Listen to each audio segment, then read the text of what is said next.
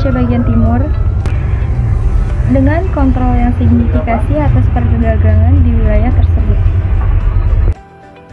Namun, Belanda yang ingin menguasai perdagangan rempah-rempah dan sumber daya alam lainnya di Nusantara dapat membawa dampak besar bagi kerajaan. Sultan Hasanuddin memimpin perlawanan sengit melawan VOC. Belanda yang ingin menguasai Makassar dan ingin melemahkan kekuatan kerajaan. Perlawanan ini berlangsung beberapa tahun dan ingin mencapai puncaknya Perjanjian Bogaya pada tahun 1667. Meskipun menandai akhir bagi perlawanan tersebut, juga membuka babak baru dalam sejarah hubungan antara kerajaan dan kekuatan lokal di Indonesia. Latar belakang perlawanan Sultan Hasanuddin adalah perebutan pengaruh dan penguasaan jalur perdagangan rempah-rempah di Nusantara antara Kerajaan Goa Talo dan VOC. VOC ingin menguasai pelabuhan strategis di Makassar dan memonopoli perdagangan rempah-rempah. Namun, Sultan Hasanuddin menolak karena khawatir VOC akan melakukan kezaliman dan mengancam kekuasaannya. Penolakan ini memicu konflik yang berujung pada perang dan penandatanganan Perjanjian Bongaya yang merugikan pihak Goa. Faktor-faktor utama latar belakang perlawanan Sultan Hasanuddin yaitu persaingan kepentingan perdagangan rempah-rempah, monopoli VOC, penolakan keras dari Sultan Hasanuddin, keinginan VOC untuk menguasai wilayah Sulawesi, dan perjuangan mempertahankan kedaulatan. Profil Sultan Hasanuddin. Sultan Hasanuddin adalah pahlawan nasional Indonesia yang disebut ayam jantan dari timur. Ayam jantan dari timur juga mempunyai arti, yaitu karena kegigihan dan keberanian Sultan Hasanuddin dalam melawan penjajahan. Sultan Hasanuddin juga mempunyai nama lain, yaitu Sultan Kerajaan Goa. Sultan Kerajaan Goa sebelumnya dipegang oleh ayahnya Sultan Hasanuddin, tetapi ayahnya Sultan Hasanuddin meninggal dunia. Sultan Hasanuddin naik pangkat menjadi pemegang Kerajaan Goa. Sultan Hasanuddin memegang Kerajaan Goa selama 18 tahun, dari umur 22 tahun.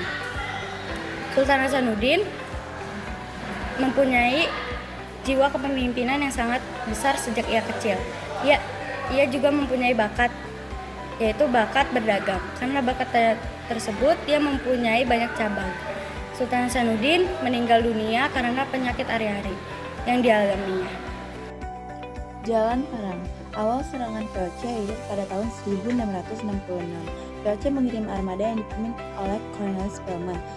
VOC bekerja sama dengan Kerajaan Bon yang dipimpin oleh Arum Palaka, musuh lama Goa.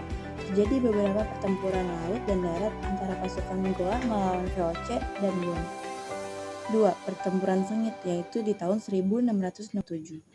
Goa bertahan dengan gigih di benteng Somba Opo karena terus ditekan Sultan Hasanuddin, akhirnya menandatangani Perjanjian Bongaya, yaitu di tanggal 18 November 1667.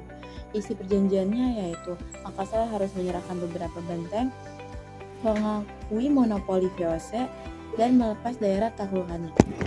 Yang ketiga, perlawanan kembali 1668 sampai 1669. Sultan Hasanuddin tidak puas dengan perjanjian karena merugikan rakyat Makassar. Ia kembali mengangkat senjata melawan VOC dan Bone. Pertempuran besar kembali terjadi, terutama di benteng Sumba Opo. Yang keempat, kekalahan Makassar. 1669, VOC dengan bantuan Bone berhasil menghancurkan benteng Sumba Opo. Pasukan Makassar kewalahan menghadapi senjata modern Belanda dan jumlah musuh yang sangat besar. Sultan Hasanuddin akhirnya mundur dan turun tahta 1669. Dampak akhir perang.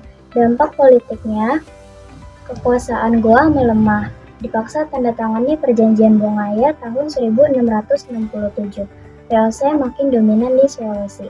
Dampak ekonominya, VOC memonopoli perdagangan rempah-rempah, pelabuhan Makassar kehilangan kejayaan, dan pemasukan Goa berkurang. Dampak sosialnya, rakyat banyak jadi korban perang, penderitaan meningkat, dan tumbuh kebencian terhadap VOC.